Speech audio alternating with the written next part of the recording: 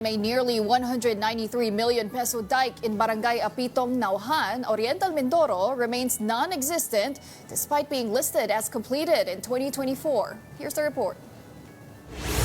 News 5 tracked down one of the alleged ghost flood control projects mentioned by Senator Ping Lacson in his privileged speech on Wednesday.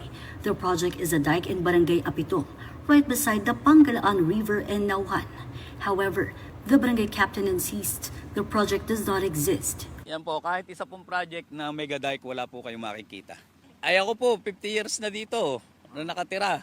Records on the Sumbong sa Pangulo website indicate that the contract was worth nearly 193 million pesos and was listed as completed in 2024.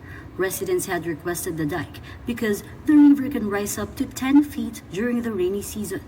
Just last month, roads were nearly washed away and rice fields submerged when the habagat struck. Pagka nabaha po sir, laging naabot yung bukid ko. Malaki na po nakukuha. Sapagkat meron po pong proyekto ang barangay namin, subalit hindi na isagawa. Na kailangan, kaya sobrang nakakalungkot po at nakakagalit dahil pati barangay namin ay nagamit sa ganitong mga pangyayari.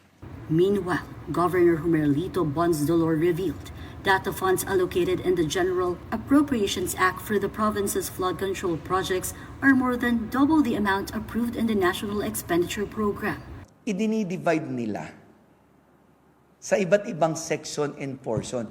Yung in-between, butas, doon pumapasok ang tubig, yung dulo nito binabangga, kaya nawawasak.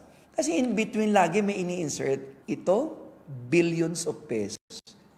And yet, walang maparusahan. Walang umaamin na nagkasala. First District Representative Arnan Panalingan denied any role in the process and said he had previously called out the DPWH over discrepancies in the projects. Wala tayong kapasidad yan ang Kongreso.